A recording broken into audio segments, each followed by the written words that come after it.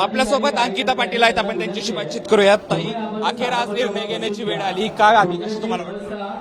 कार्यकर्त्यांचा आग्रह, शेवटी इंदापूर तालुक्यातील सर्व सामान्य जनतेचा आग्रह आहे. तो ते 1.5-2 महिने झालं आम्हाला म्हणत आहेत की तुम्ही हा निर्णय घ्या. काल आम्ही सिल्वर ओक मध्ये पवार साहेबांची, आदरणीय सुप्रियाताईंची आम्ही भेट घेतलेली आहे आणि आज इथे सर्व कार्यकर्त्यांची बैठक आयोजित केलेली आहे आणि त्याच्यानंतर साहेबांची पत्रकार परिषद होणार आहे. तर इंदापूरचं पालकमंत्री देवेंद्र फडणवीस यांनी घेतलं होतं, तुम्ही त्यांच्याशी संवाद साधला का? त्यांचं काय म्हणणं आलं? ह्या सगळ्या गोष्टीचं स्पष्टीकरण करणं मला स्वतःला उचित नाही वाटत. जे काय आहे ते साहेब पत्रकार परिषदेमध्ये बोलतील.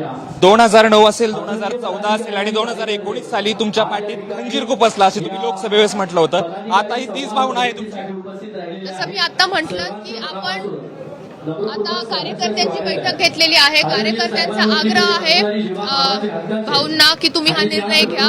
त्या संदर्भातच काल आमची बैठक झालेली आहे. त्यामुळे ह्या गोष्टीचं सगळं स्पष्टीकरण हे साहेब थोड्या वेळात करतील.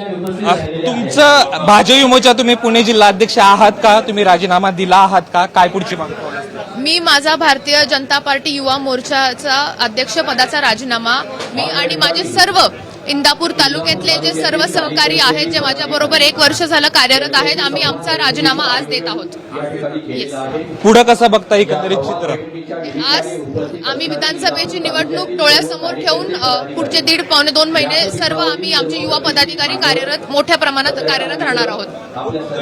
अंकिता पाटील त्यांनी सांगितलं भाजयुमोच्या ज्या राजीनामा आहे तुम्ही आज देत आहेत आणि या ठिकाणी छोटेखानी मेळावा पार पडणार आहे, त्यामध्ये आपली भूमिका हर्षवर्धन पाटील जाहीर करतील. कॅमेरा पर्सन विजय राऊत सह जयदीप भगत, एबीपी माझा, इंदापूर. एबीपी माझा, उघडा डोळे बघा नीट.